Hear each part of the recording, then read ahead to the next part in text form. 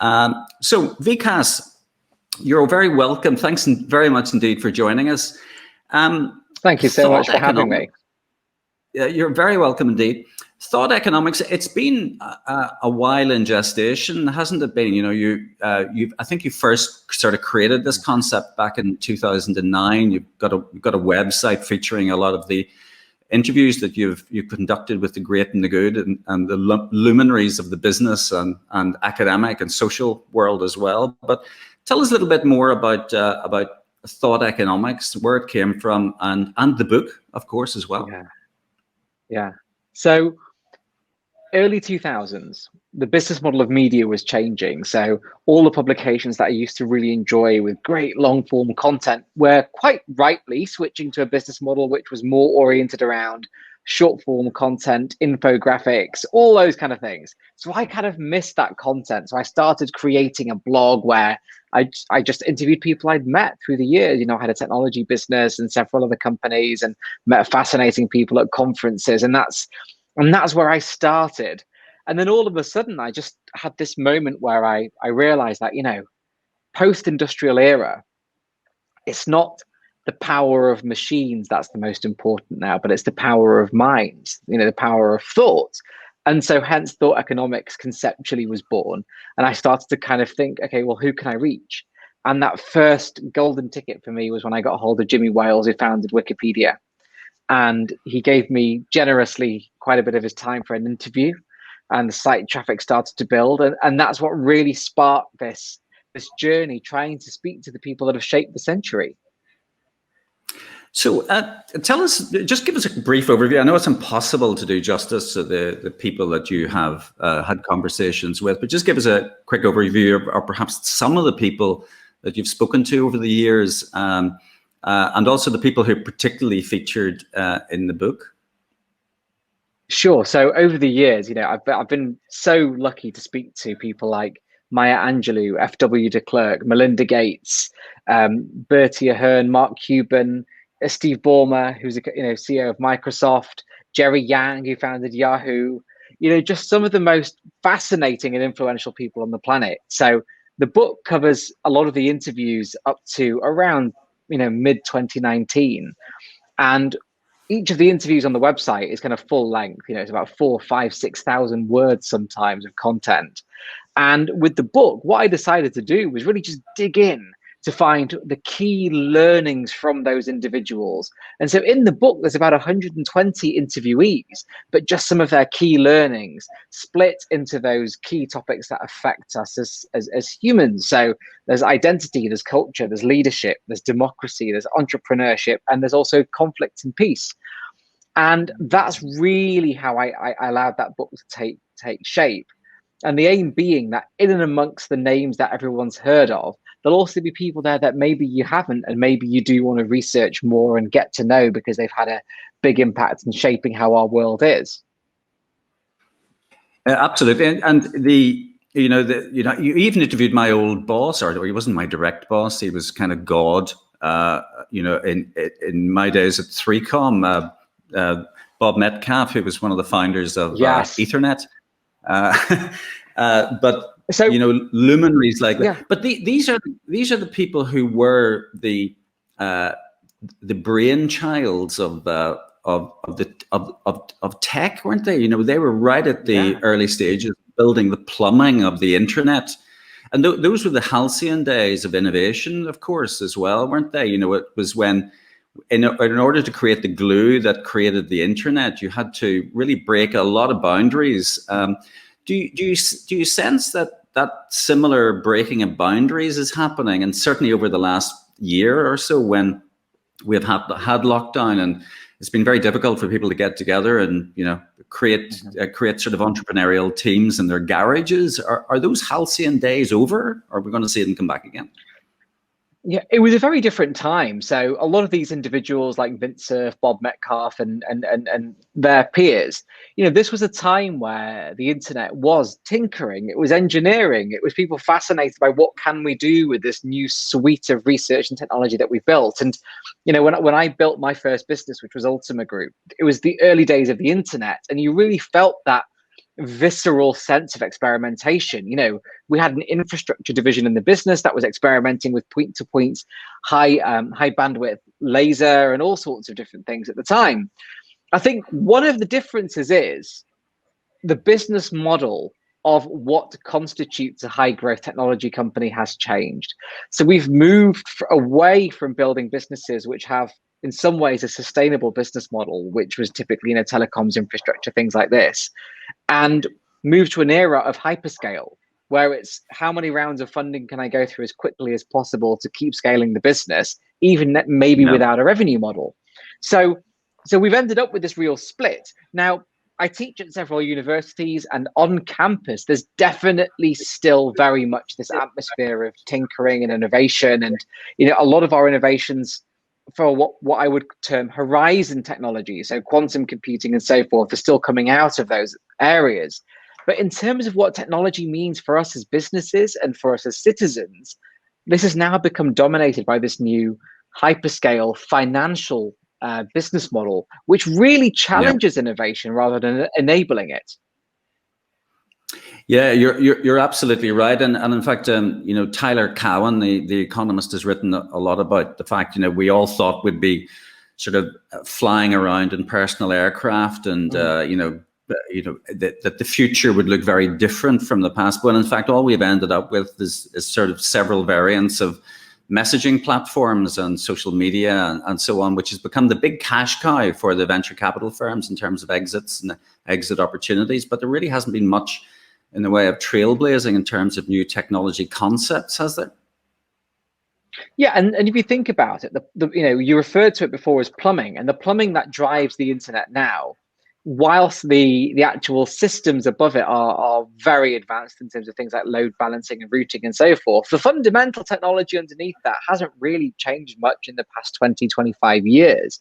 And that's where the dominance of our incumbent technology companies can become somewhat dangerous, because it is not in their interest to change that. It is not in their interest to allow, you know, a whole new breed of technologies to come through.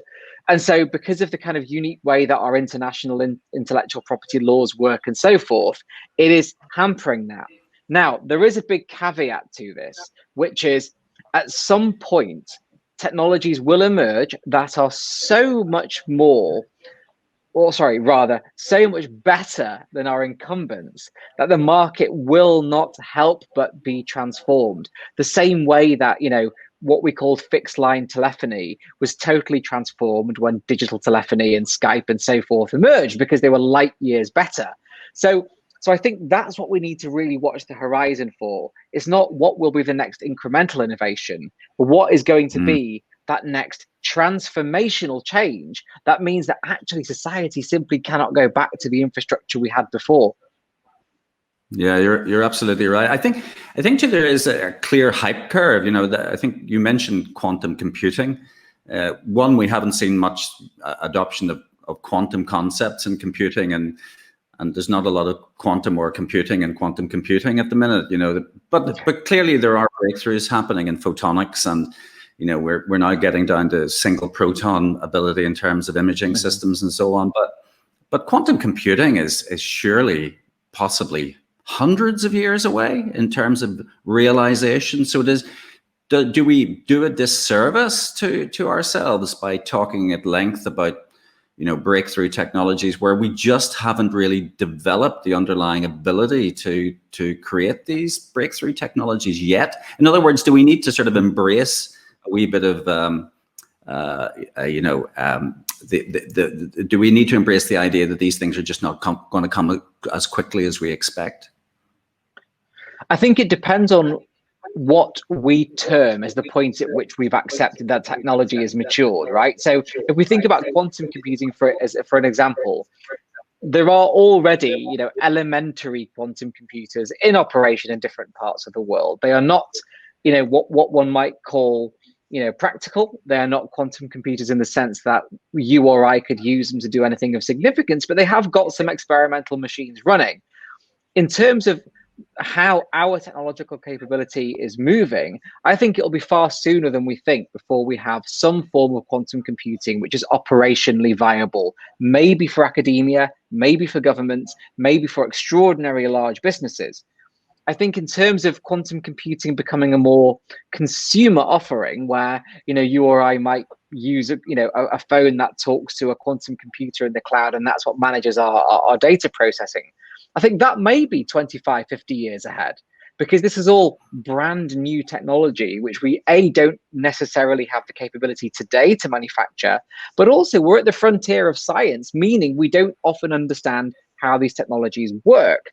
So, through Thought Economics, I've interviewed lots of people involved in AI and machine learning. And one of the things that they're saying is the algorithms that they're now discovering, the algorithms that, for example, they're using at DeepMind to beat players at Go, they don't have a clear understanding of how the algorithm works. They just know it does. And this is the level we're now at in terms of our understanding of AI and ML. So I think the acceleration rate will be far faster than we expect, but I don't think it's a next year thing. Yeah, absolutely. David, can I bring you in? I know you had a couple of burning questions for Vikas. Yes, no, thank you, Jeff. Well, actually, just to carry on that point for a second, I mean, in terms of the speed of change and where we're getting to and how quickly we're going to get there, because what's your view on the pandemic accelerating that process? People talk about the fact that we've, accelerated technological change by 5 years, 10 years, depending on what day of the week it is and who you speak to. Have you got a view on that? I think the pandemics changed our relationship with technology as humans, to the extent that what was previously still somewhat alien, such as things like this, talking to each other on video, they've now become normalized in culture to the extent where it's just part of how we communicate. It's no longer a new form. But that's also changing people's relationship with apps, our relationship with what collects our health data, our relationship with what privacy means. And so the pandemic, rather than accelerating technological development per se, has certainly accelerated humanity's understanding of what technology means in relation to our humanity. And that is a net good thing, because it means that maybe new technologies which are going to be necessary, which are going to help us, which are going to improve our well-being and our health and so forth, will be much more widely adopted much faster than they would have been previously. And that creates that wonderful innovation flywheel. Vikas, just my final question for you, really, in relation to the book. If you were to sort of I know this is very unfair, but if you were to summarize kind of I used to have a client, and he used to say to me, Jeff, what I'm looking for is the kind of the whole peanut. When you sometimes fizzle through a bag of peanuts and you always get half a peanut. You're really looking for a whole peanut. Yeah. What are kind of the whole peanuts that have emerged from the book and some of the thinking from some of the people you've spoken to? So one of the real surprises in the journey of interviewing all these people, and we're talking about the diversity of artists to Nobel Prize winners to entrepreneurs to former presidents and prime ministers, the people that have really succeeded in their field, and it might be that they've succeeded in creating social change or building a giant business or leading a nation, a lot of it's been values-based. And all of these individuals that I've spoken to, when you dig into what makes them tick, they have a very deep understanding of their value set and what they want to achieve. And it's quite interesting because, when we're out there investing in technology businesses, when we're out there meeting entrepreneurs, even on a micro scale, the ones that succeed have that value set right at their core. And so I think that's one thing hopefully people will take away from reading these interviews, is realizing that actually the core of everything is values-based leadership, values-based thinking, and values-based approaches. It's music to my ears, indeed. Hopefully we get back to that values-based assessment of business and capabilities. And thank you very much indeed for joining us today and giving us an insight into the book. How do people buy it, by the way? But you might as well give yourself a book plug here. How do people buy the thing? Well, since you asked, if you go, so all of the interviews are on thoughtaeconomics.com. So there's over 400 interviews on there. Most recently with the former head of advertising at Google. He ran a $130 billion business, but now he's creating his own search engine to take Google on. So they're all on there. And right at the top of the page on thoughteconomics.com is a link to order the book on Kindle, audio, or hardback, and it's available internationally now. Brilliant. Well, listen, well done for putting it together, and thanks very much indeed for joining us today.